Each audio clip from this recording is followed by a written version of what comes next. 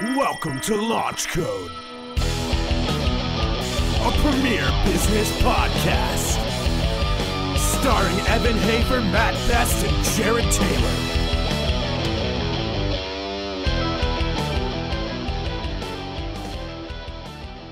All right, well, welcome to Launch Code Podcast. Man, I got an epic show lineup right here. I've got Omar, or Crispy. Yeah, no one knows me by Omar. All right, I know, Crispy. There we go, There you AKA. And John Barklow. I've been wanting to do this for a long time with you. The funny thing is, so we were in the elevator coming up, and we were in the elevator with Cam Haynes. Yeah. And He's Cam's, here? Yeah, he was just out in the hall. We were just talking to him. Yeah, he was just right there, bro. Are you kidding me? Jesus, man. Bye.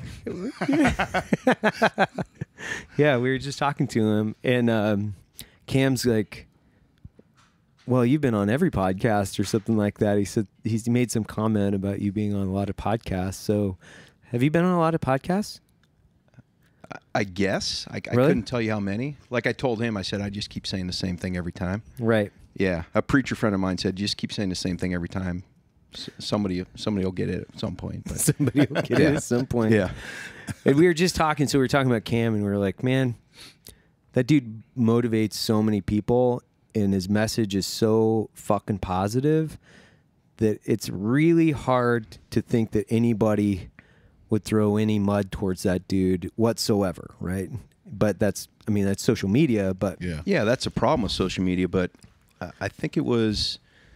I don't know if it was last year or the year before, but I got with a group at the Total Archery Challenge in Snowbird. Cam's part of that group. And, we're out there having fun. And to just watch him walk around, and the people that were drawn to him, attracted to him, were coming up and go, dude, you cannot believe the motivation you give me. Like, haters are going to hate, but that guy is spreading the word, and he's doing great things. And yeah, it was awesome to be around that energy, right? Because you really can feed off of it. Yeah, and keep hammering. Like, what's negative about? Yeah. What's negative about that, Dude, man? the other day I got my running leg back from the prosthetic people in San Antonio. Yeah. And, I started this whole new thing. I'm going to run 5 miles a day. And I went on a run. I got 3 miles in because I was testing the leg, but I got out there and all I did was a story. I was like, what does Cam say? No excuses or something? That's all I said, and I tagged him on my story. And next thing I know, he grabbed it, cut it, and put it on his main page. And I was like, dude, are you kidding me? Like, this is awesome. Like, I don't even know you. Like, we've chatted on Instagram, and that's about it, but we don't know each other. And for you to do that, I was like, thank you. And he's like, no, dude, thank you. And I was like, this is a good dude. I like him. Yep. Yeah. Yep. And he every time I've met him, he's always positive. He's always, like you said, he's spreading the word of inspiration and motivation.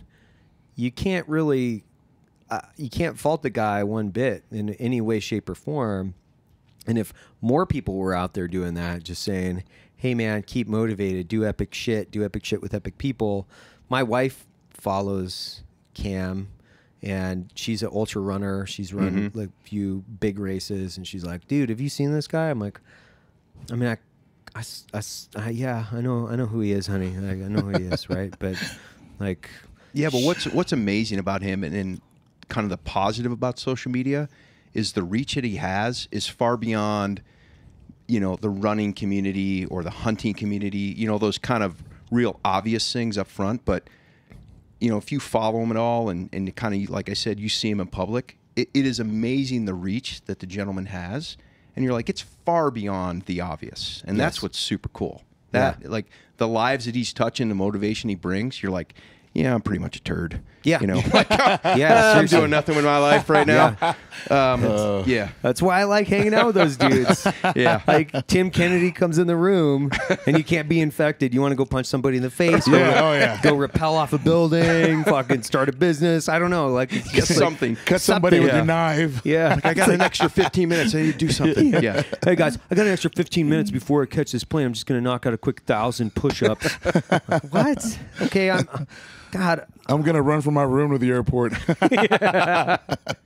But that's like those guys, and I guess the double-edged sword of social media, and the way that's like, it can have such a great impact, and it can be turned into a source of good, and literally a spring of knowledge and inspiration. But even if you go out and just try to do positive messaging, you're still going to get beat down by a certain percentage of people. Yeah. And that is like, I've turned it all off. For me, like, I have a small social media following on, as an individual. Growing. Yeah, but it's not like yours or somebody like, and I'm not a recognizable figure to the. You're getting there. Well, in spite myself, right? Yeah. I mean, but by all means, like, these guys are out there doing that, and definitely even with Black Rifles, because it is a bigger page. And Matt and I talk about this all the time, which is, let's be a positive voice. Let's be, informational and inspirational. Let's use the platform for good, not to like, oh my God, I'm just, using it for good. But you got a choice every day, man. Like, you can take a fucking hard bad, you can take an easy bad choice or a hard right choice. And here's a guy right here, which is a good segue. Yep. Yeah. Man, so tell us about you and your life, because you've got a pretty epic tale. Well, I don't see it that way. I mean, I'm kind of like an average Joe who got butt-ass lucky and, kind of keeps finding his way. But kind of high level, 26 years in the Navy. Started out, I was a diver, right? Mm-hmm. And from that, and this is really my whole life, to be honest with you. It's kind of bizarre because, and we'll get to it in a minute, but kind of you retire and you start thinking about your life and you're like, how the hell did I get where I am? And I got where I am by a lot of luck, a lot of hard work, but really mentors, like people that just kind of, take you under the wing. But did 26 years, started as a diver, entered the SEAL teams and began teaching them combat swimmer. That's what they call diving with bombs on your back. At the same time, was not sure if I was going to stay in the military or not, and was pursuing my mountain guide and ski guiding qualifications. Moved out to SEAL Team 5, and a lot of things happened, a lot of stars aligned, and I was able to begin teaching the teams what, we always have to put cool names on it, right? Right. Jack Carr would love cliff assault. But we called it cliff assault, which is basically rock climbing at night with a gun. But right. Anyways, and, all of our lives changed after September 11th. That's an obvious thing, right? And mine changed in a way that, the institutional knowledge that we had acquired in NSW during the Cold War had essentially died or retired out of the Navy. Okay. And so now here we are. We're going into Afghanistan. We're not having the best of luck to begin with. Nobody really knew what modern-day mountain warfare was. The tactics were old. The equipment was old, if not just gone out of the inventory. And we were tasked with really quickly, within 6 months, developing new tactics and developing the skill set to go in and fight in Afghanistan. And I was just in a really unique place to have had the technical skills to be able to come in and look at the tactical integration and go, this is what we need to do and this is how we need to train the guys. And for the next 15 years of my life, I trained guys to go to war in the mountains and survive. And we developed gear and tactics and anything that needed to be done to be successful. And that's kind of it in a nutshell. Well, that's an incredible nutshell. Yeah. And that's the Reader's Digest version. Shit.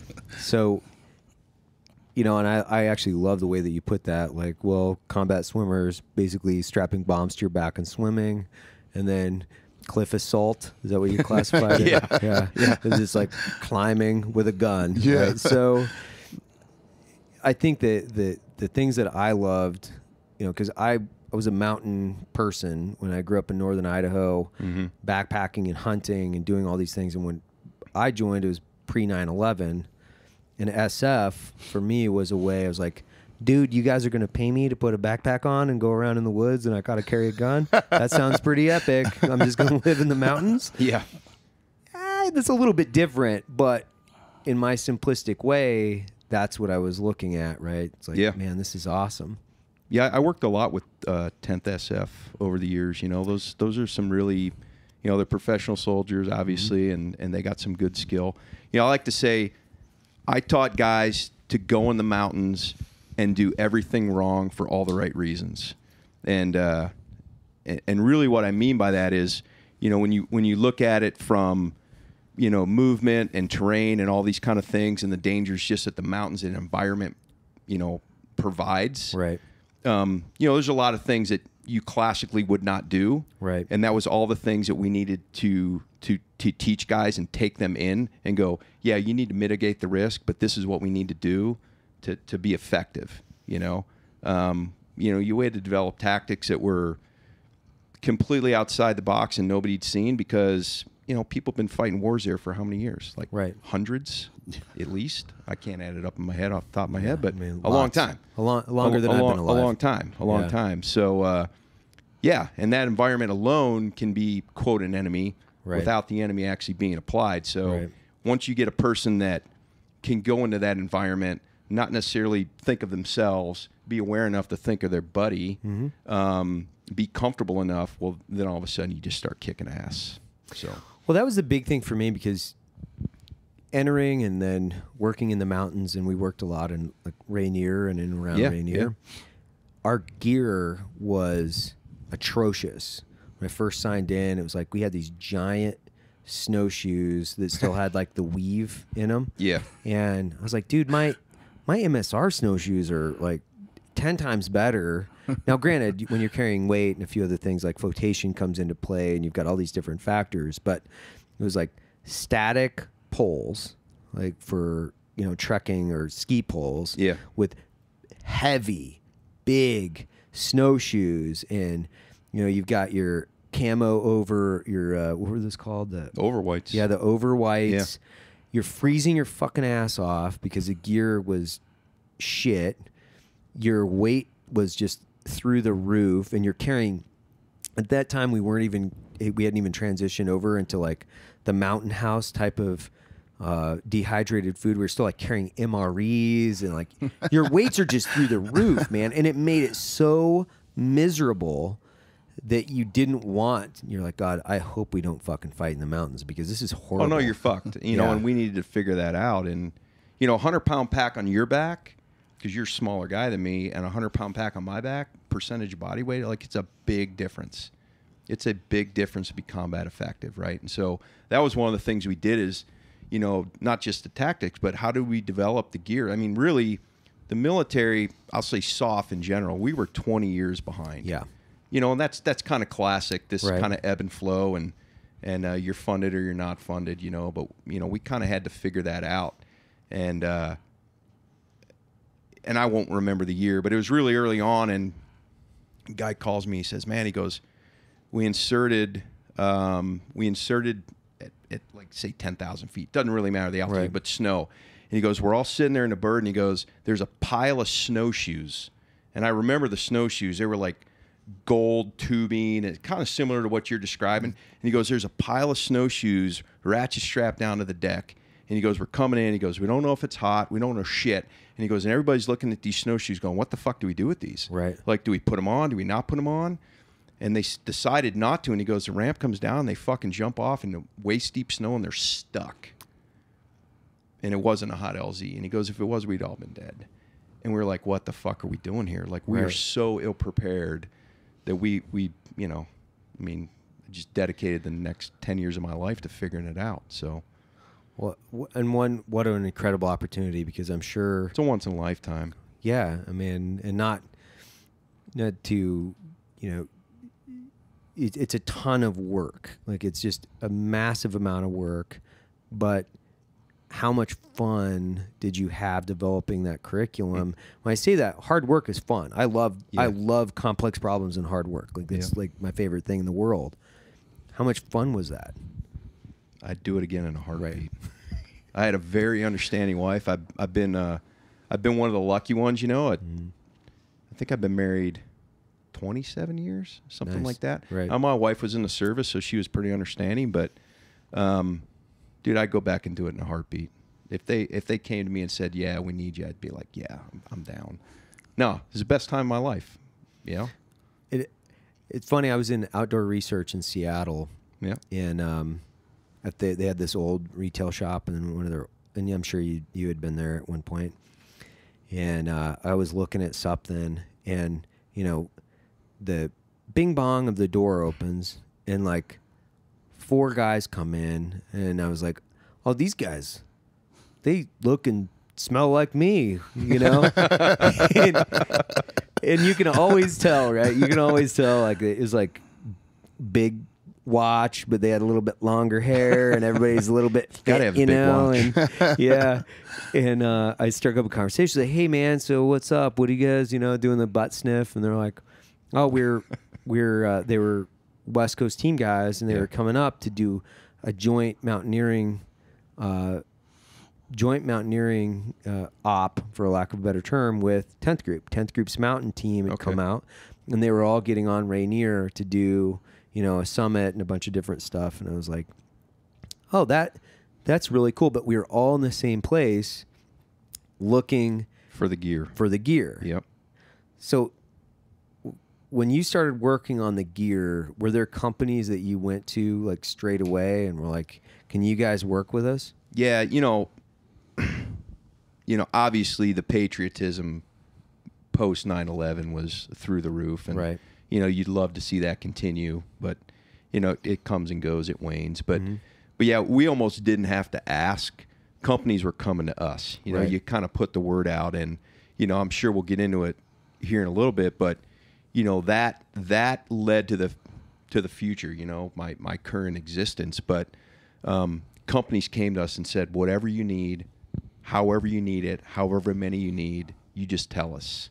And they were just kind of falling all over themselves. And, some of those companies are not companies that maybe are looked upon right now as the most supportive of the military, but they did a lot of work, and they Right. kind of, some of them still secretly do a lot of work just to get stuff out of there. And,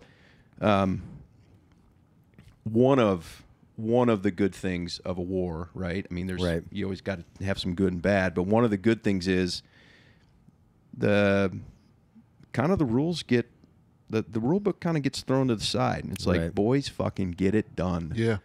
Get it done, because the consequences of not getting it done are too dire. Right. And so that's another fun part for me, because it's like, I'm a bit of a rule breaker. Right. I like to live in the gray area. I like to get stuff done. And so we were able to get so much stuff done in such a short amount of time that, again, that's that kind of, we've lived through a period, luckily and not so luckily, but we lived through a period that's, it's going to be a historical moment in the United States. So,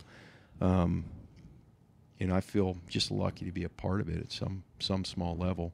And where were you going? Were you spending? Because I know you've spent time in Alaska. You've spent time all over. Yeah. So we were based in Alaska, and the reason that the training unit was there at the time is, if you look at the latitude, it was very similar to where Little Rocket Man lives. Right. And so that's where it started. It was a lot of maritime stuff, and then we would run a lot of guys through a basic course, but then, very quickly we knew we needed more advanced techniques, and so we would basically, pack up the Connex box and travel wherever we needed to go, in whatever capacity. And then, I kind of like to say I was, like a mountain guide, but for the Right. military. Right. Like, we were able to take people into places and out that, maybe they weren't equipped to go yet, and but we were. So, that's kind of the way it rolled, and it was pretty cool. Super unique. And I look back and I'm like, how in the hell did I ever end up in that place? Luck and hard work, right? Luck and hard work, which is the mantra for probably all our lives, right? I would absolutely sum up that for me, which is luck and hard work. And one of the interesting things for me, because I've been on the receiving end of showing up to a course where it's just going to hand you your ass because you don't know about the elements and you have your guide. So when guys would show up in your initial course, what are some of the things you would do? Because I've heard stories, for years. It's like the cold water experience that they would have to go through. And I think, did in a build-up or a platoon, did they have to go through some type of cold water training in Alaska, or is that part of the BUDS pipeline? So that was part of the, we called it the SQT pipeline. So that was kind of like the, if BUDS is freshman football, then SQT is kind of varsity, or I'm sorry, kind of sophomore football. So, you're kind of building on basic skills. But, by the time they got up to us, I mean, everybody'd shown that they could deal with cold water. They were tough guys, all that kind of stuff. We really wanted to get to the point where you can start to develop skill sets. Right. But it's the military, and so you got to torture people at some level, right? Yeah, for but sure. we didn't want to do it just for the sake of doing it. So we ended up developing, in maybe what you're referencing is a drill where we'd go on a patrol, we'd come down after 4 days. It'd be a dick dragger. Guys are tired, they're wet, they're hungry. They want to go home. And, depending on what we were doing or where we were going, they may, extract the trucks or they may extract the boats. And we would take them to a place and go, all right, boys, it's not over yet. And we would get them to, sometimes they'd actually have to get axes and sledgehammers and chop a hole in the ice or jump in a river. But the point was to get them wet, get them in a mental state where, very quickly they, could potentially panic. Right. But we wanted to teach them this process that with the right gear, the right equipment, and the right training, that it wasn't, mission over. It was, okay, we need to deal with the situation at hand and we can continue the fight. So the reality is, as you guys know, in the military, you don't have the option of coming out because you're cold and tired. Right. Right? That's not an option. You come out when the mission's over. And so when you're going into mountains, you're going into remote areas, you have to train guys to say, I can deal with all this adverse shit and still have my head in the game and continue the mission. And so that was just one of the more basic drills to go, you're going to get in there, freezing water, say 10 to 15 minutes. You're going to have a very short attention span when you get out, that your cognitive function is going to work, your hands are going to work, and you need to think methodically to go through the process we teach them. And then, after 8 hours and all their stuff's dry, they're like, oh, shit. Like, I can still continue the mission. I'm not calling for extract. Right. And so you teach that at a young level. And so when they come back to you at these advanced levels, you don't have to go back there necessarily. Right. You're like, okay, let's go on to the next great thing, So I heard about that experience a lot, which was the getting into the cold water for an extended period of time to the point where, and this is what I've heard, so rest with me, where it's like you guys are on the verge of hypothermia. Yeah, on the verge of hypothermia. And then that was such a prominent experience with the team guys that I know that they continue to tell that story, obviously. And so that if you've heard that story a lot, probably set in, right? And now hearing the guy that probably put them through that test. Yeah, no, it definitely sticks with you. And the thing is, it's like, you didn't want to, like I said, it wasn't torture for the sake of torture, and that's probably the wrong word and probably not PC nowadays, but it was an exercise, and you have to be tough in training, right? But one instructor did it every time with them. Right. So, you kind of got out there and you showed them, you're like, nope, I'm going to do it with you. And I'm going to do it professionally. I'm going to do it better than you are. And, of course, as younger guys, you're looking up going, yeah, fuck, if that guy's going to do it, I'm going to do it too. But, you show them that you're not just doing it for the sake of being a dick. Right. But this is a methodical process, and what is that process, man? Like what? So you're in. What's the temperature look like? Like what is that? So if it's frozen, it's it's at least 32 degrees. If it's stagnant water, and what they didn't know is there was a medical personnel on staff. We had a thermometer. There was a little chart that said if the temperature's this, they can stay that long. Got it. But you jump, you cut a hole in the ice. Basically, you're digging your own grave. Right. You jump in. You stay there. You dunk your head. You're staying there for 10 to 15 minutes. Right. So you're cold. I know they can deal with it, but more importantly, it drives a sense of urgency when they get out of the water. So if they trash pack their pack after a 4-day patrol, if they didn't do all the things we told them to, and they go to open up that pack, and there's a process. You need to put on a watch cap, right? Put on some puffy gear, all this kind of stuff. Set up a tent. That everybody's got a buddy, right, in the military. Like, I'm going to do this, you're going to do that, and there's a methodical process. There's a time limit to it. But the reason you're doing that is because you only have so much time before your hands don't work anymore. Right? And then quickly thereafter, your mental function starts to degrade where you could start making some really stupid decisions. And obviously we watch them, right? Right. To make sure they're doing it correctly. But, the whole point is to say, hey, in this, quote, kind of simulated crisis situation, a slow, methodical process that you've thought through and planned out, which we all know is how you get through those, it's going to get you through, right? It's going to make you, right, win this situation. So, there was multiple levels of training that were actually going on there, but when you didn't, as an instructor, have to get in the water, it's actually quite enjoyable to watch. Well, speaking of grabs, and I know this happens in training a lot, that you guys happen to lose anybody while that was going on, and because trial and error, I guess. Yeah, no, we didn't lose anybody in the portion of training that I was doing. I mean, we certainly had guys that did hype out, had eyes roll back in their head, went unconscious, floated away, but really, tent catch on fire, that kind of stuff. Right. But Yeah. I mean, really, in the grand scheme of things, that's fairly benign. Mm-hmm. And again, when you're in the exercise, you don't know all the stuff that's put in place to kind of mitigate the risk, so it seems a little bit more. Yeah. But but you got to do it. I mean, you're swimming in over the beach and your dry suit leaks, Right. and you're on who knows where beach. Like, you ain't calling for extract right away. It's like, you got to figure it out. You're going to continue the mission. So that's really what it was all about. And but at the end of the day, we're all kind of hydrophobic. Like, if I have to put more than sunscreen on to get in the water anymore, it's too goddamn cold. I've heard that too. Like, one of my buddies are like, I don't even swim. I am absolutely paranoid. I mean, I love the water, but I ain't getting in anymore. No way. I've heard that a ton of times. Like, I don't fucking swim. I don't even swim my pool, man. I don't give a shit. Same thing here. All my buddies, all team guys, are like, I'm not going to the fucking water. I'm like, why? But it's funny because they get like the mix. It's almost like you get the guys that are like super into the water and they're still into it, and they're like guys are spearfishing surfers and stuff, really enjoy it. And then it's like you get the other dudes that are like, yeah, I'm good. I got all the water I ever wanted, bro. I'm good. I don't even drink water anymore. Me and Andy were in Lanai. I think it was last April. We were doing some axis deer hunting, and Nice. they're like, hey man, this guy, hey man, I got a boat. You guys want to go spearfishing, this and that, like in the afternoon? I was like, oh yeah, that sounds cool.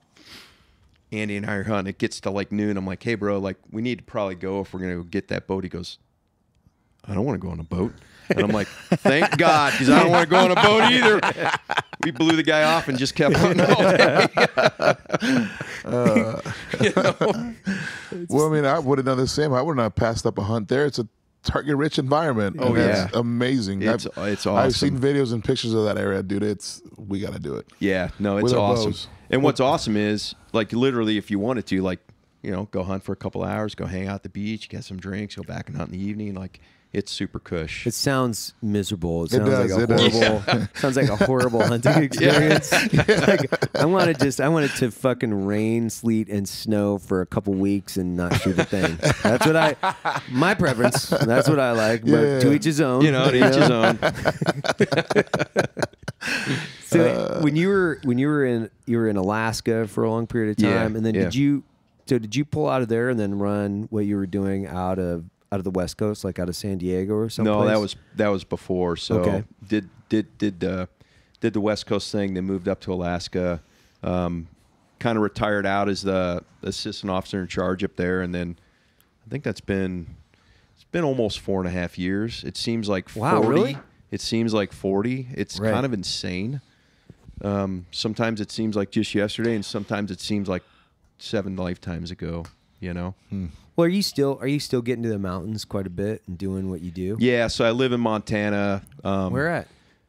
Just outside of Bozeman. Okay. Yeah, Nice. kind of near Manhattan. And yeah, my wife and I, we had a home in Salt Lake, and we were going to maybe put roots down there. And, Right. of course, you got to get a job. Yeah. And so luckily I was able to get a job, and I've just moved right to Montana. And, man, what a great place to transition. I really love it. And they got a lot of vets there, which is kind of interesting. And, yeah, I mean, it makes sense. It's a great place and for a lot of reasons. But yeah, so, I mean, I'm surrounded by mountains still. Yeah. And it's awesome. Bozeman is one of those places. We just had, do you know Micah Fink?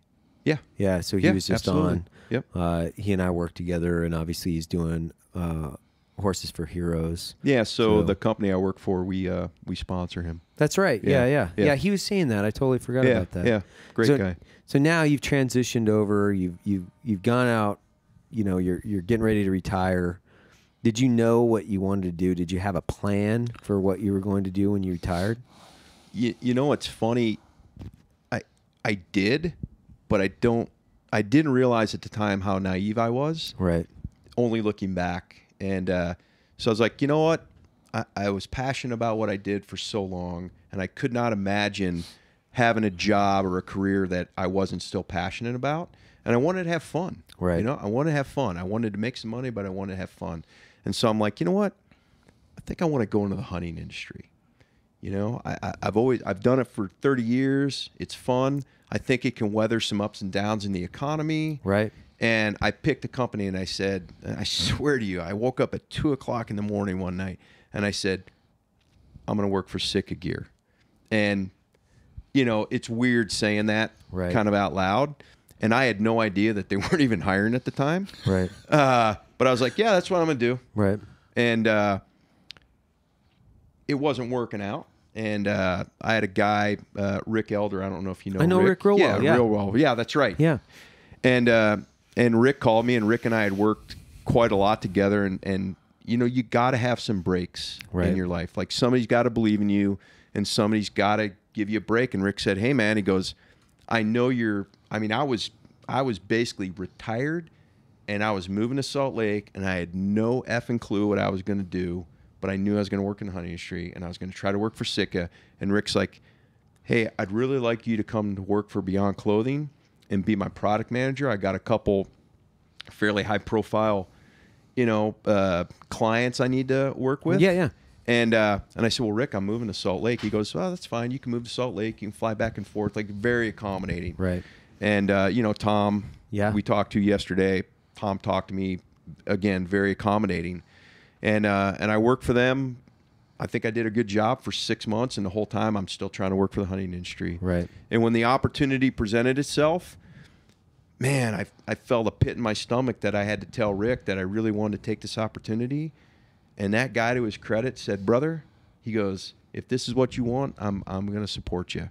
Oh, yeah. And so I asked Sitka Gear, who I work for, I said, please give me a couple months. Let me finish some projects. Mm-hmm. And they did.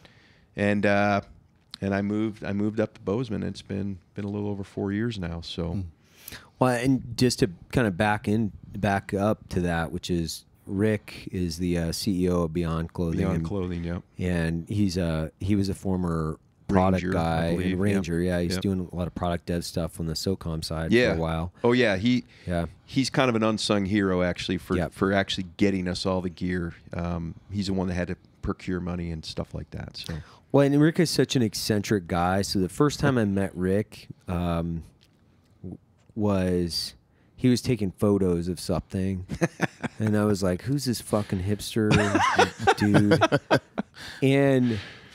And he didn't even tell me. He's like, "Oh, I work for Beyond." I thought he was like a photographer for Beyond. I wasn't a dick whatsoever. It's like, "Oh, that's cool, man. Like, explain to me like what it is, And I was like, "Well, I'm actually the CEO of Beyond." I was like, "Oh shit, okay, sorry, dude, or not sorry, but wow, man, I would not have guessed," because he was like taking Polaroids or something, and like putting out some type of artistic He's collage. very artistic, very into his photography. Yep. He's just a super cool guy. Like, he's one of the coolest cucumbers around. And then we've developed a friendship over the last several years where, I'll talk to Rick and be like, "Man, I'm thinking about this, and this. What's your experience here?" And He's a senior NCO. He's a senior NCO. He's a senior CEO with a company that's been continuing to grow for the last several years and do really well. Yeah. And to his credit, like John just mentioned, he's that guy that's like, it doesn't surprise me one bit that he was like, brother, I just want you to be happy. Like, I'll support you in whatever you do. Like, man, that's awesome. Right? Yeah, he was probably super happy for you. You know, he is. Right. He is. And, you know, he didn't have to give me that chance. But I tell you what, I was going to die trying. I was going to do whatever it took to be successful for him. But, you know, he gave me a chance. I mean, he took a chance because I'm coming out of the military. You know, when you're in the government, we don't make money, right? No. We spend money. Right. You go outside, like, you got to make money. Like, you got to do something. You know, you got to prove yourself. And I literally, I mean, he is one of the several people, but he is one of them in my life that I credit with my success and where I am, for sure. Well, I would say you're probably one of several people, too, that Rick has helped in that circumstance because he's given a lot of people a lot of opportunity. He's that guy. Like, yeah. And he'll take chances on people, and not that, you know, you're a pretty good bet, I would imagine. But he'll take chances on guys, and that's kind of the power of the, you know, veteran entrepreneurship and the veteran community, because, you know, the community's only so big. You established a reputation for your work. Yeah. Obviously, he knew you through not only your reputation, but probably some projects that you guys had worked on. Yeah. So hard work, right, got you to where you wanted to be. And it wasn't just happenstance that he was taking a chance on some dude that he didn't fucking know. It was like, no, you had established a reputation. And that's another thing to your credit, too. Your reputation precedes you, and it had preceded you for several years before we even had this conversation. So before you were the Sitka guy, I think the only thing that I had heard was of this legendary individual that had run the cold weather and mountain in the mountain training for the teams as kind of a serious customer. Like your reputation is of a serious guy that gets shit done and is a hard motherfucker. I'm just telling you from the outsider looking in. That's what your reputation I have was. a very low bullshit tolerance. Yeah. Yeah. I just want to I'm all about, I appreciate that. And it's difficult to hear, but I'm just all about results because it's the only thing that matters. Right. You know? But I think that's what makes people like us successful. Right? Well, Evan pretty much described himself when he was describing you. No, fuck, he did. He did. He described all of us. I mean, he did. At the end of the day, that's serious. At the end of the day, though, like, we're not going to fail, right? No. Like, you're just not going to fail. Like, it's not even an option. No. Like, Andy and I talk about this. It's like, fuck, what are you kidding me? It's like, what are you going to do? Not do it? Right. You know? I got to work for Sitka Gear, and I was telling somebody this today, and you know, I felt a real need. Like, you have to prove yourself. Right. You wake up in the mirror, look yourself in the mirror every day and go, what the fuck have you done for yourself lately? What have you done for other people? Right? Because really what you did 10 years ago or what you did 10 minutes ago almost doesn't matter. Doesn't matter. It's like, what are you going to do 10 minutes from now? And then, at least that's the pressure I put on myself. You know, and so for 2 years, and I'm sure you've been doing this a lot longer with Black Rifle, but it's like, I'm going to do nothing but work and build my civilian reputation, right? I like to say build my civilian resume. Right. Because you have a shelf life when you get out of the military where, you know, guys want to bring you back and do this and that and leverage you for this and that. But, like, at the end of the day, at some point you're going to be, you know, so to speak, a has-been. It's like, no, I need to build my next life, my next resume, my next portfolio. And you just fucking put your head down and do it, right? Yeah, and that's a good point. We've brought it up a few times in this, which is that, you know, the Trident or Green Hat or whatever that might be, that won't pay the mortgage. No. You know, it's not going to put your kids to school, and it will not make you great tomorrow. It actually won't. It's your decisions that are going to make you great tomorrow, and really, it's it's the majority of your decisions that will ultimately make you who you are, right? It's your civilian resume. Who is this guy? Because you might have been the baddest fucking dude on the planet 2 years ago, but if you're not dependable, if people can't count on you, especially in the civilian market, right? If they can't get shit done with you, the phone stops ringing, man. They're Yeah, going to you give have you to a shot. provide a value to them. Mhm. You know, you got to provide a value to the world. And but you know, and it was interesting because I talked to a couple guys today that I hadn't seen in a very long time, and it's really interesting to see the direction. Like, if I were to ask you 10 years ago, hey, bro, do you see yourself like owning a coffee company? Right? No. You'd be like, no, what fuck? Like, no. Right. Or, hey, John, do you see yourself like being some fabric textile geek, and like my brother likes to say, in the fashion industry? I'm like, fuck no. Are you kidding me? Not a chance in hell, you know? But here we are. But the common theme that just is awesome is that us vets, like, it is, yeah, of course I'm going to succeed. Right. Like, there's no other option. And yeah, we're probably a little overbearing sometimes, and I'll speak for myself. I'm probably a little loud and boisterous, and I probably throw my weight around a little bit, but I will not fucking lose. I will not fail. And I think a lot of us have that exact same common, you know, attribute. Well, and I think part of it too is we owe it to the guys, and I don't want to make it some kind of, you know, emotional conversation, but you know, if you've carried the burden of your friends that aren't in that position, that aren't alive, they're not here, whatever that might be, I think there's a significant amount of responsibility that we owe it to them to continue to go out and push and make good decisions every day. Every day. Every day. And yeah, I think we're so fortunate. We're in people, and it's so fucking lip service to a lot of people. They're like, "Oh man, thank you for your service." You know, it's like, you know, I see you doing great things. And it's like, man, yes, but this is an extraordinary weight, and it's an ethical responsibility that we owe to the community to continue to succeed. Yeah.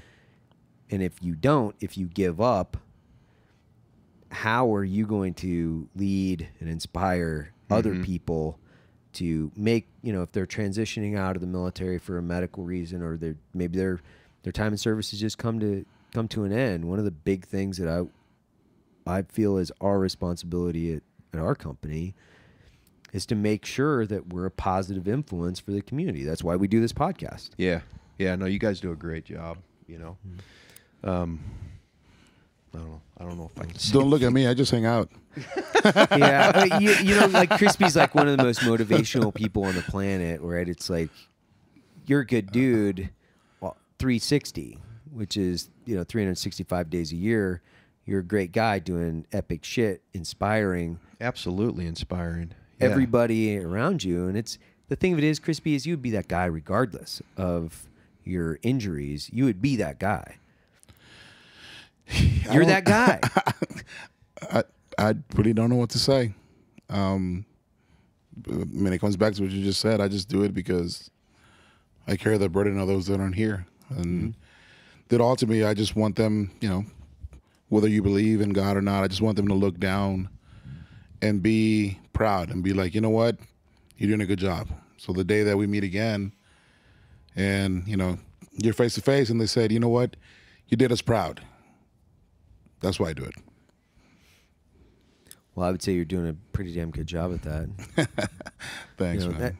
That's why I love having these conversations with guys. I really do, because when we gloss over a lot of shit, but what you're doing for a company that is the most impactful brand, I would say the most impactful apparel brand in the hunting space that's ever been created, well, you've got a pretty big weight on your shoulders too. Yeah, but you know what? And I don't want to demean anything my company does, but, you know, I realized about a year ago, I'm anxious, you know, and I'm just like trying to work out harder, but you're just like something's. I'm not sleeping, Right. And I'm like, what the fuck's going on, And I'm like, I actually think I'm having a difficulty transitioning from the military, like 3 years after the fact. Yeah. Right. And I'm like, what the fuck? Why is this happening? And I think it's because, like I said, you put your head down, you work, you try to establish. Yeah. And what I realized, one of the things I realized is just, and I'm not trying to demean my company, but like I'm building hunting clothes, right? For people to go out and have fun. Right. Like, I'm not saving the world. I'm not curing cancer. I'm not, we're not going to war. We're not doing any of that stuff. And I just have to come to terms like, this is it. Like, what else can I do to make a difference? Because I felt like I made a difference for so long. And now I feel like am I cheating? Am I cheating myself? Am I cheating other people? Like, it's like, are we doing enough? Am I doing enough? Like, is what I'm doing enough? And so I'm still trying to work through that, to be honest with you. But it's like, interesting how it kind of affects people in different ways at different times, because I never saw it coming. Right. I never saw it coming. And, I'm good, but you're just like, huh, yeah. Like, so this can be fucked up. Please. But I'll say it publicly. I'm going to be 50 in 2 months. You're aging well, sir. But you're like, fuck, are the best days of my life behind me? Are the most impactful shit I've done behind me? No, but it just makes you think, and it's like I'm like, nope, I'm not gonna have it be that way. Right. But it's really interesting because you're right. I mean, there's some good people like that we knew that just aren't around anymore, and you're like, and I'm fucking building clothes in the hunting industry, so. And damn good clothes. I know, but I'm having a great time doing it. But like when I see, former guys I work with and former students, and they're doing great things. Like today, I saw a guy I hadn't seen since 2010, and they're like, man, you really inspired me to do this and that, and like all of a sudden I felt good about myself again. Right. Like, okay, well maybe I did make some impact that's still longer lasting than what I'm doing. So, well, I think that's where, I don't know, I've wrestled with that a lot, where it's like, man, how do you do more, where you're in a mental tug of war at all times, where you're like, how do I do more? And one of the things that I've come to terms with is the company has to be profitable. Yeah. It has to be profitable, because through profit, you can have a big impact. You can elicit change. You absolutely can. And the company has to be, because there's defining what success looks like, and then within success, you've got different branches where it has to be profitable, it has to be ethical, it has to be all of these things. And I could donate 24 hours a day, 7 days a week to veteran nonprofits, and having just, manual effort being put into those. And that would yield results, but not like the results that I can make with, I donated 3 or 4 times my salary this year to nonprofit endeavors. Yeah. And those guys are better at it than I am. Just straight up. Guys like Tom Spooner from Warriors Heart, or guys like Micah, or, they're better at it, and they're committed to doing that. So when I look at it, I'm like, man, I'm going to help you have mission success, and it's a force multiplier effect, because I'm good at creating a company, and I'm hoping to hire more and create more opportunities and define mission over here. But through this, I'm also going to be able to make an impact. Yeah. I would imagine that you're having a tremendous impact within the culture and the culture of the company, and not only that, how they're directing or putting their azimuth in, and where they put the resources and what they're committed to, and just being involved in a successful company that can make a huge impact, and you guys do. Yeah. I think there's a lot that people overlook in that, where...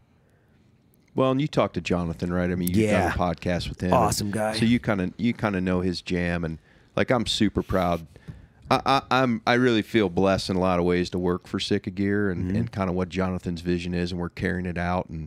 And yeah, I mean, we are going to make an impact, and a much bigger impact in the next few years. It's going to be awesome to watch. And you know, whatever I do, I'm just going to try to do it the best I can. What are you doing in your personal life, like outside of work? Or I mean, how many days a year are you hunting and stuff like that? Are you getting out quite a bit? Yeah, I got out more this year than ever. Really? So probably, I think 50 some days I got out. Nice. I got out hunting, but Yeah. you know, I mean, the standard, you know, I'm trying to keep my body working as long as I can. So, Right. you know, the standard working out like we've kind of known most of our lives. But, you know, archery, I've been an archery hunter for 30 years, but, you know, I've really poured myself into archery, and it's not, archery to me is more than just shooting the bow. Like it's my meditation. You know, if I get up in the morning, I'm lucky to have a little land, and I go out to my barn and I can shoot, and, you know, that's my meditation. Right. And, but, you know, outside of that, kind of the things I've been doing, I'm, you know, big backcountry skier. I can't really climb anymore because of some injuries, but, and honestly, trying to just spend more time with my wife, Right. as much as I can. Again, she's great, but, you know, like I said, we've been married a while, but just trying to spend a little more quality time with her. And to be honest, not to be such a goddamn angry person all the time. God. That takes a lot of my It effort, to be does. honest with Yeah. you. It takes a lot of my effort, and I think I'm actually winning that battle. To be honest with you, I think I'm actually getting Good. Yeah. You seem like a very positive person to me. Yeah. Yeah. Well, wait till I walk out of here. Yeah. No, but the reason I'm positive is because I feel like I'm productive, and I Right. think that's really important, you know. And a couple friends, you know, that maybe are struggling right now that aren't so productive, you know, and you check in on them, and it's like, bro, just do something, Yeah. productive, and it's probably not the best thing, but it's the one that's available. You know, you and I talked the other day, but I can just always work more. Right. Right? I just work more. Yeah. I mean, I can't sleep. I just get up. I start working. Right? I work till I need to go You home. wake up, what, at 4 in And the my morning? wife's great because she helps me balance Sometimes. that. But it's like I'll just work more, and I've just decided that, you know, no matter what, nobody's going to outwork me because, you know, I didn't have all the best college education and skill set, right? So I entered the workforce essentially at what I entered the workforce at 45 or 46, Right. something like that. People have been doing it a long time before me. So I felt like Right. I really had to work hard to catch up, like to actually apply those skills, because it's one thing to learn them, it's another thing to apply them. Right. And so I just work hard, but that productivity just makes me feel good, you know? Yeah, and kind of one of the things I was wondering is what have you changed since, you know, being in the military, and now that you're out, you've got, you know, you're not moving out of Bozeman, I would imagine, anytime I hope soon. not. And, No, that's not right? the plan. Yeah. So, you know, have you taken up like gardening or anything kind of outside of where you would have seen yourself? Yeah. No. No. Strike out. No, but you struck know, out. no, but here's the thing. I have no idea why, because like I'm sitting here right now going, yeah, I still don't know what I'm gonna be when I grow up, Right. and for whatever reason, even as a kid, like I knew what I was gonna do in life. I was gonna be in the military. I was gonna be a bow hunter, like Right. stupid shit, really, right? But it's like, nope, that's what I'm gonna do, and I'm kind of just living my childhood dreams, really. So I'm you know, Andy and I and John Right. Dudley have done Yeah. some things that, you know, we're kind of working on some stuff there, but for the most part, I'm pretty content with what I got going on, Right. and I'd love to try to do more, and you know, and give back, and you know, there's some things I do kind of on the side I don't talk about later, but you know, just to help guys that are coming out, but I'm pretty good with what I'm doing. Right. I just want to do more, and I don't want to get credit for it. I don't want to get paid for Right. it. I just want to, you know, I want to be impactful. I want to be productive, and as long as I'm doing that, I'm pretty content. Yeah, you know, it's funny because we were talking about the transitioning and having a hard time in different ways of transitioning, and I felt early on, you know, one of the best things that I did was I started spending a lot of time in the mountains.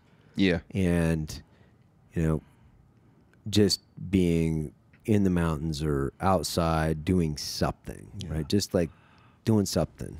See, I've always done that, Right. and that's really been my, like, those things I credit with helping me just deal with shit Right. over the years. Like, I guess I was lucky maybe that I had that. I mean, I did a lot, you know, I do a lot of stuff by myself. I mean, you know, hunting and some of these things are more social things, but, you know, I go hunt by myself a lot. Right. I go backcountry ski by myself a lot. Like, and it's not because I'm not, I mean, I am slightly antisocial, but that's not the point. It's just, that's what I need. That's the therapy I need. Yeah.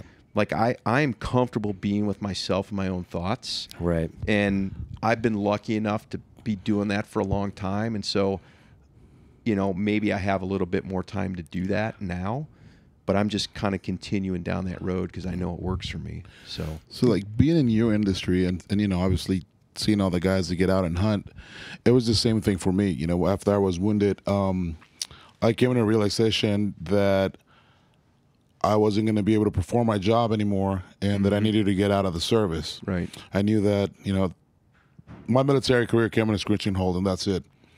And one of the things that helped me out a lot was hunting, and it was getting out and just pushing my body to the limit. You know, not being able to grip the deer to pull them out, and just kind of doing things that worked with my hands to make that happen. And it just, you know, it became a therapy. And now that's one of the biggest things that I do, and I like to just tell everybody what the outdoors do for me, how it just re-energizes my batteries and it keeps me going and it keeps me focused and I don't get in that funk, and it just does something for me that no medication that I've ever been given by a doctor has ever done anything like the outdoors do for me. Like, do you see that? Because I mean, just sitting here between you, Evan, and I feel like we share the same passion of just being in the outdoors, and not necessarily just hunting, but just getting out and doing something in the outdoors and being by ourselves. Like, do you see that a lot, especially since you're in the hunting industry? Do you see that a lot from a lot of the troops that are getting out? I see it a lot, and I'm seeing it more and more.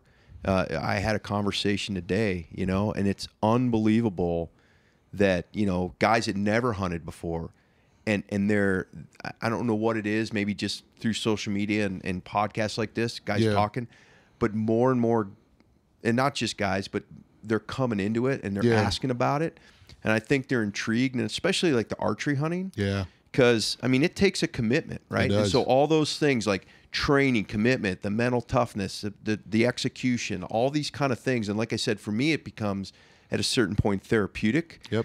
And I really, I don't know if I want to go so far as to say it's a movement, but something is happening, and more people are getting drawn in.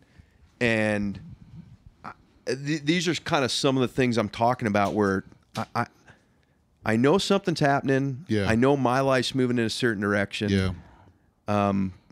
You know, we're pretty well connected that, you know, we can do some stuff, but these, you know, vets are getting out and they're finding hunting, they're finding the outdoors, they're finding archery. You know, a lot of soft guys especially are finding like archery hunting in general.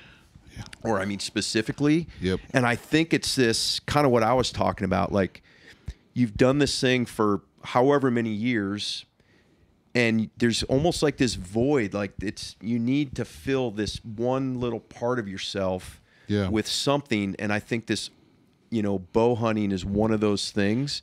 And it's fascinating to me. I mean, the laundry list, I call it, just keeps growing every day of dudes. I'm like, oh yeah, so-and-so got a bow, and so-and-so wants to do this. Right.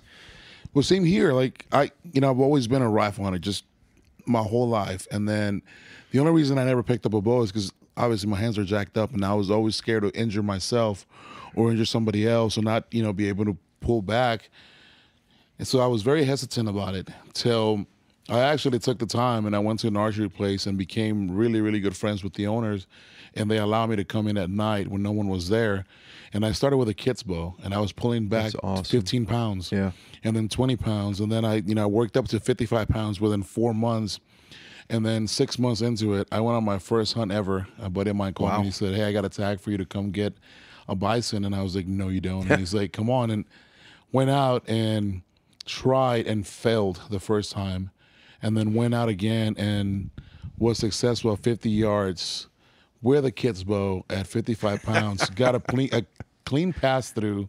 That's awesome. Got the animal, and from there it clicked. And right now, I mean, I'm pulling 75, but it just there was something that just archery. And then I ran into Dudley, and Dudley helped me fix a lot of things that I was doing wrong. Sure, yeah, because he does that for all of us. He's like, "Here, no, move this, move that," and I was like, "Oh."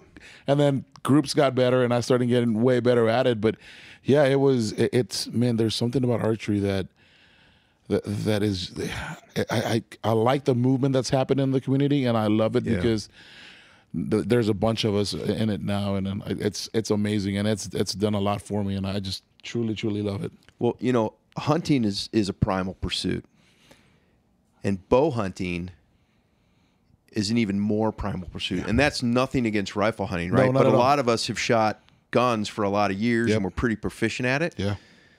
I will never master archery for as long as I shoot. I will get better. I will work at it. I'll be proficient. I will never master it. And so I think there's something there that in our brains, like that challenge is something that we want. Yeah. But I don't know. There's a piece to it. There's a harmony, like not to get poetic, and then to be able to, kill something and then bring it back and eat it, and kind of that circle of life thing. And it's something in that pursuit is clicking in guys' heads. Most definitely. And I will do everything in my power to support people that want to do it, help organizations out, because it's healthy. Like for me, I said it's therapeutic. Yeah. Probably not the right word, but no, it is.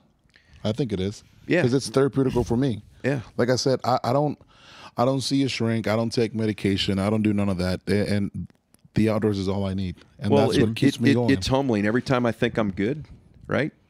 All I got to do is go chase a bull elk with a bow, right? And it just slaps me down. I'm like, I'm not so good as I thought. I got to work harder. Yeah. I know I'm not that good, but as long as I'm better than Evan and Matt, I'm happy.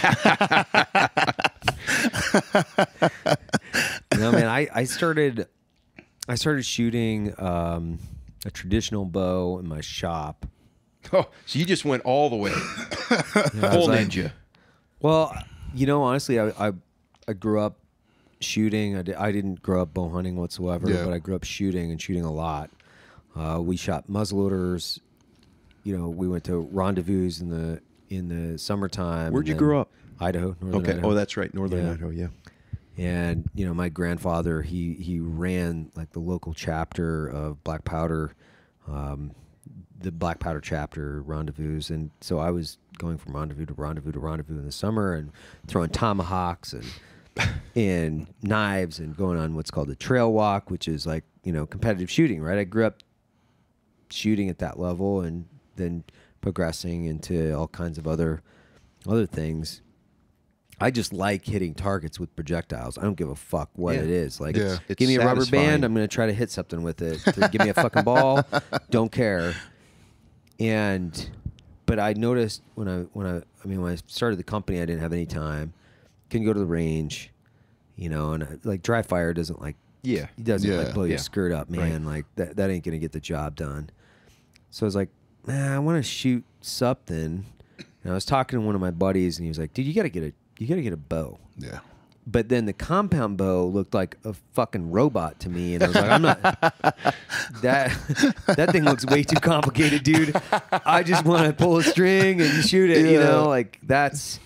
And I'd stuffed a bunch of burlap sacks from coffee bags in another big coffee bag of coffee that I'd roasted, and I started shooting this traditional bow in my shop, and I could just go out to the shop for 20 minutes, shoot at a target, focus on nothing but what I've got going on there. That's it. Yeah. Start sliding back the distance and playing, accuracy games with myself, and just get my head out of the spreadsheets for, and customer service and all the other shit going on in life. And it's like, all I'm thinking about is trying to hit the center of that target. That's it.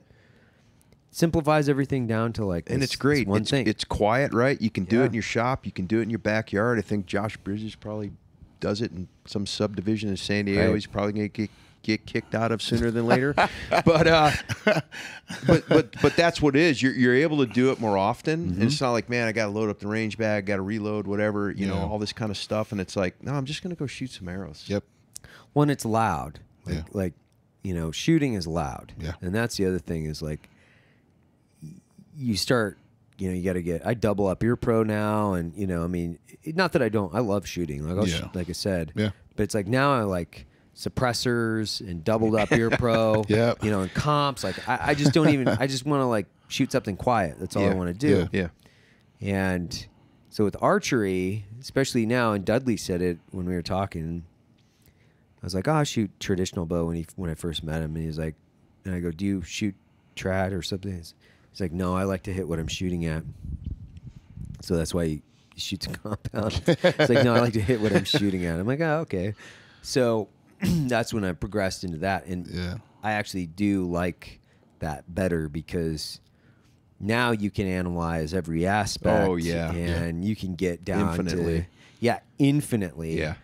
One of the coolest things that I saw this summer was you guys, you and Andy and everybody out shooting the Total Archery Challenge. Like, I was like, a lot of fun. that looks fucking It's awesome. epic. Let's man. do it. It's awesome. No, that's what I've been talking to Omar about it, Let's do it. and it's like, awesome. I'm in. I'll take the challenge. It's amazing how quickly that whole event's grown across Really? the country. Oh, it's unbelievable.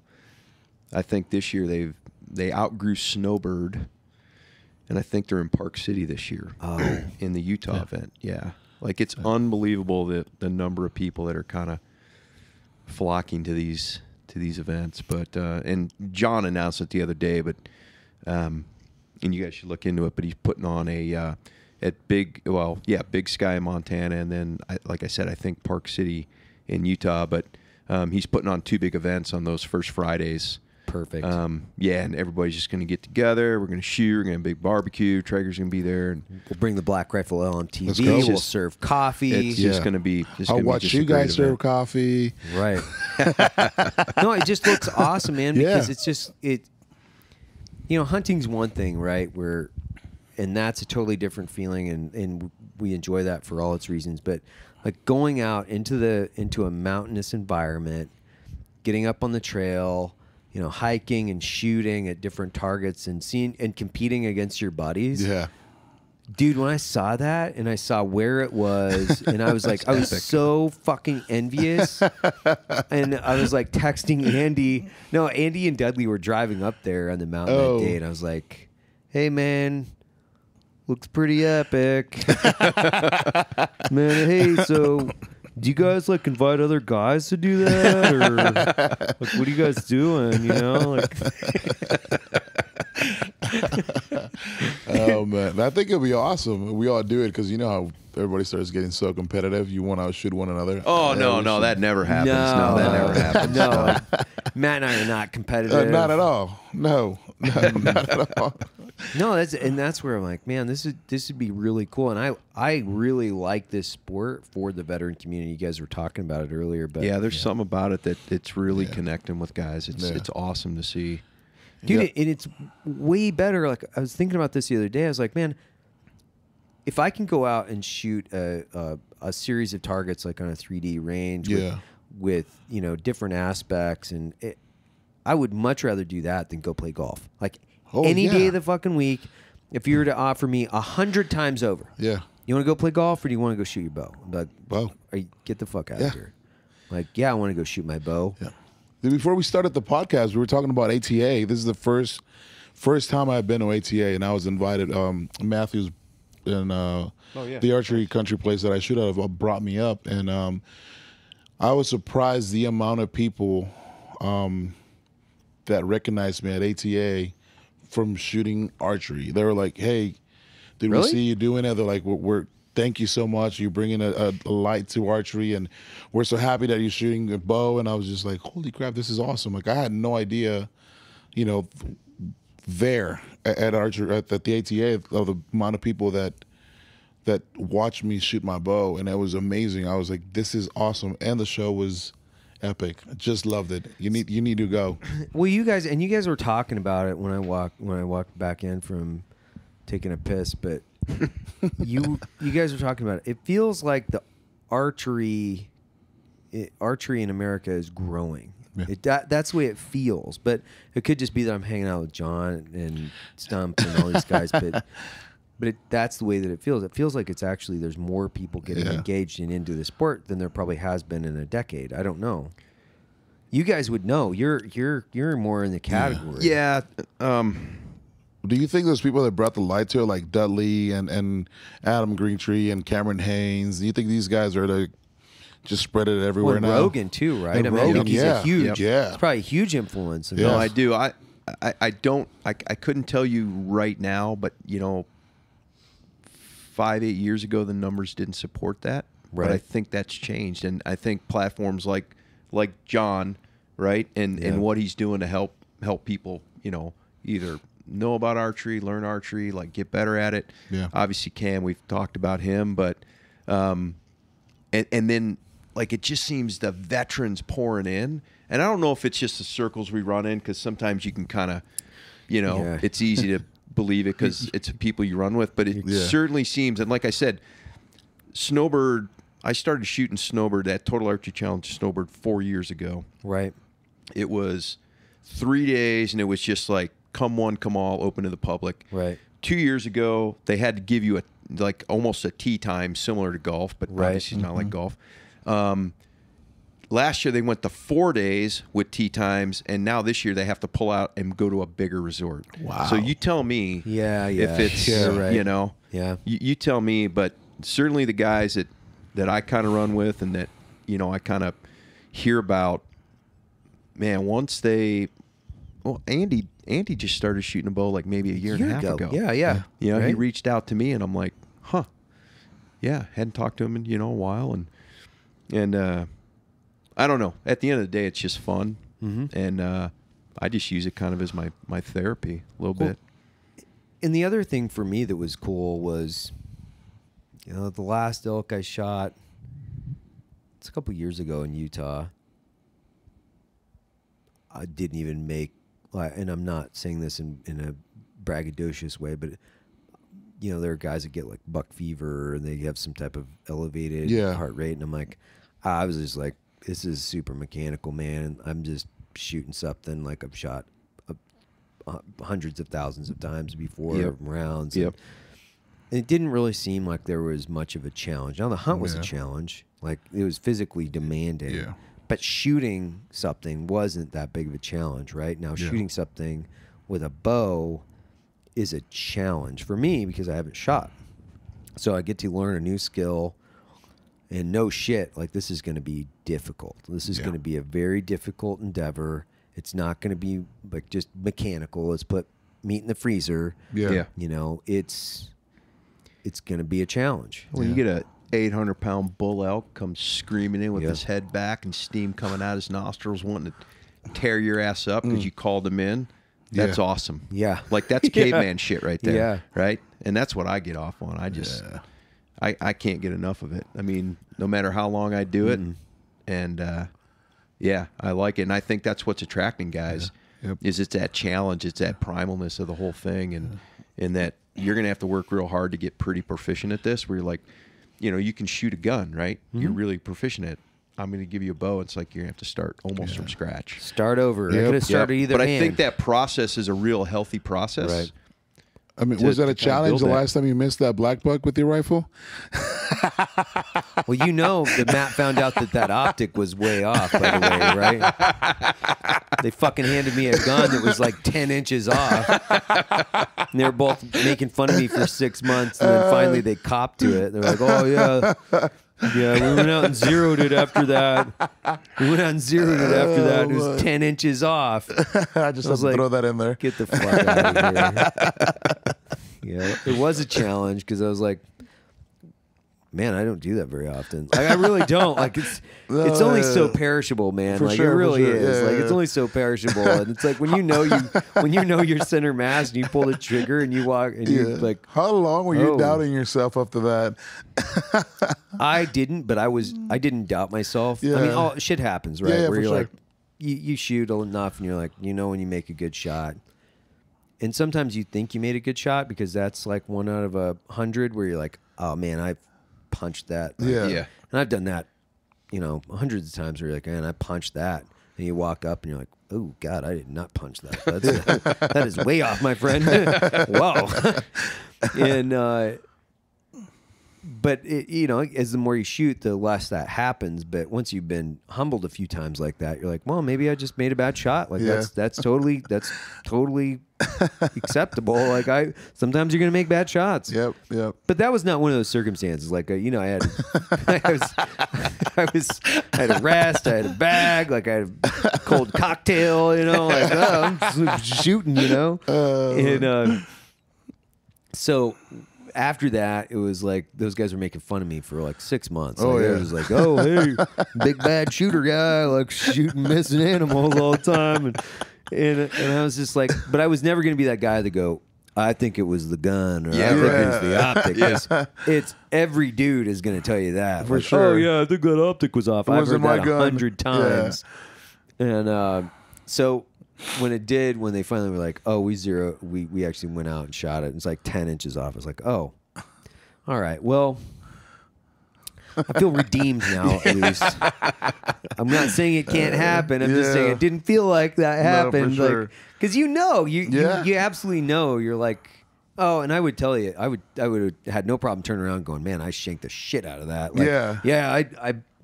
there's no doubt about that. I missed it. But I was like, man, Not that one. not that one.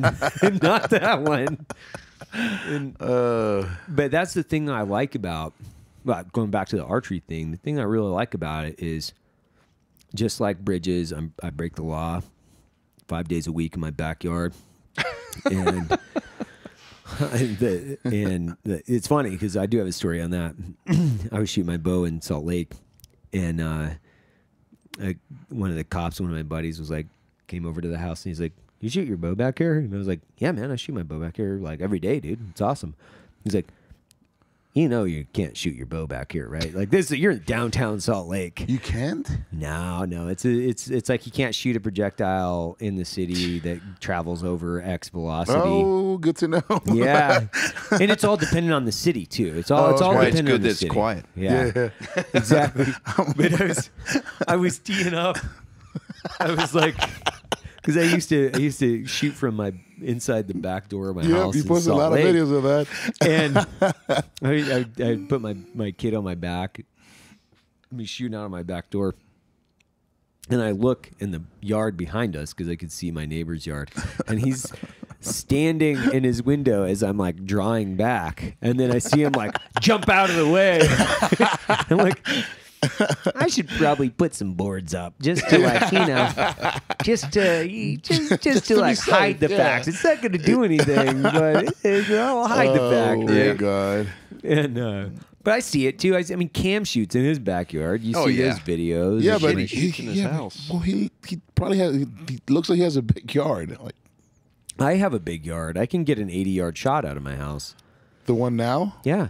No. I'm talking about the one in Salt Lake. No, I could get that all day long in Salt Lake. Oh, okay. I had not big. It was like a third of an acre, so I could get a long shot out of it. And then, corner to corner, you can do that. Yeah. Now, how I got my first compound bow, though, which is a funny story in itself, I was used to shooting my traditional bow, and I walked into Richard Ryan's office in Salt Lake, and he had a bear on the wall, and I was like, oh, man, this looks pretty fucking cool. The guy didn't stop me as I pull it, as I dry fire it. Oh, and the cams go just blasting off of this thing. And Richard's like, looks like you got a new bow. He just looked up and he's like, looks like you got a new bow. And I was like, oh, did I buy it, Richard? And he's like, you bought it, buddy. It's yours now. But That's hilarious. the archery piece, the thing that I've been like really, really, really happy with is just it's quiet. It's fucking quiet. Yeah. And it's like, I don't know why that's so appealing to me right now. Yeah. But I just like the fact, like, when you go shoot, and, you know, I just built this 300 Win Mag, and I got to, like, put in a fucking mouthpiece and, like, you know, helmet and, like, strap into this thing, man. Like, I feel like I'm going to shoot down zeros. I feel like I'm going to shoot down kamikaze pilots coming in on the fucking, on the plane. What, do you got a dish gun? Yeah. like I got to brace myself for this thing, you know, but, I mean, it's... Yeah. Nonetheless, it's fun, but I love the quiet, man. I love the quiet of being able to just shoot and shoot and shoot. I do too. So, Have you? I don't know. Hey, John, have you been down? Because where do you? When you were in Salt Lake, were you shooting out at? Because Hoyt has that range, or is that Easton's range? That's out there? Easton's range. Yeah. Okay. Yeah. Were you shooting out there, or did you shoot out there at all? I've only shot out there with Dudley, but okay. when I lived in Salt Lake, I was in Cottonwood Heights, kind of up near Big Cottonwood. Yeah, yeah. So we had kind of similar what you were describing, maybe third of an acre, something like that. So I shot in the backyard, and then the neighbors, I don't think they could see me, and I don't know if they'd care, but so I don't know. I was probably breaking the law. And where I am in Montana now, it's not even. it's not an issue at all, but. But how far out of town are you at Bozeman? So I'm almost to Manhattan. So it takes me like 30 minutes, back roads. I'm driving to work. I see deer. I see pheasants on the side of the road. Like, nice. And it's awesome, right? Because like that's probably the longest commute I've ever had in my life. Right. Because like when I was in San Diego, I lived on Coronado. When I was in Virginia Beach, I lived right there, and that alone's pretty nice. It's like, you know, I kind of ramp up to go to work, and then I kind of decompress on the way home. But yeah, it's really nice. I need it. You want to talk about quiet? Like I can just feel my stress level getting reduced as I drive out. You know, by the time I get home, and I'm glad to be there. Nice. You know, it's awesome. Nice. Well, one of the things that because have you been on? And I think I know the answer to this, but I'm not sure. Have you been on Rogan's show? No, I've not. But you know him, right? Yeah, no, we've hung out. Have you shot on that range that he has? No, the techno range. Yeah, yeah. No, I've shot other techno ranges, but I've not shot. Have you shot that one?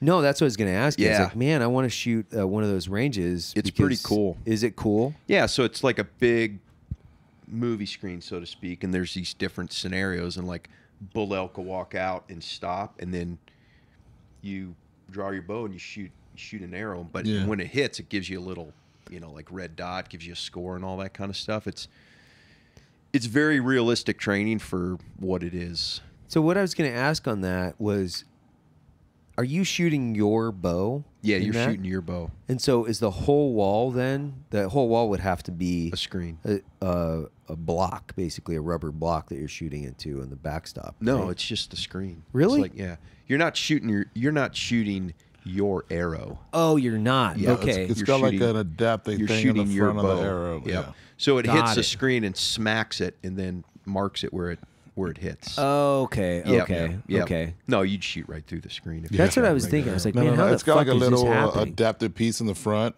Yeah. That's when it hits, it marks on the Got animal it. or wherever else you hit. Okay, that makes sense. Yeah, John was telling me that old Joe was getting a little addicted to it. Really? Little too much. Little too much. I think we all have some addictive personality traits in our I can see that in our happening. genes. Though. You know, Imagine hell yeah. getting 3-4 guys in the office taking a break and like, hey, you want to go shoot? Oh yeah, because that's not going to turn into Who a shoots better? competition Yeah, anytime yeah. soon. Shit, yeah. No, trust whoever me. wins, you know, buys or whoever loses buys please lunch. don't get one because No. I'll be in there every day. I want to get one. That's why I Damn it. was like, man, because I've seen them, and I'm like, man, are they epic? So Yeah. you shot on them? Are they epic? I'd shot the ones. I'm trying to think now if they had one at Performance Archery in San Diego.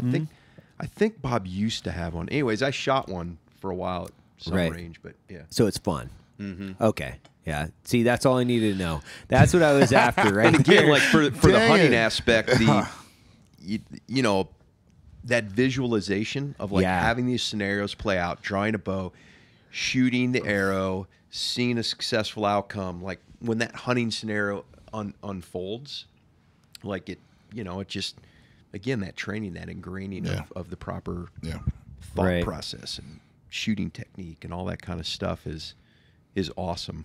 Yeah, it's really good, So really good training. That's what I'm gonna put that in the gym then, because we're putting a gym in the office. Oh, too. yeah. And so we'll see about putting that in. Crispy, Man. looks like you'll be living with me, buddy. You'll be moving down to sounds San like it. Antonio. I'm gonna get kicked out of the house. I'm living with Evan now. Well, do you want to reference any of your social media on this thing, or So clearly you don't know me very well.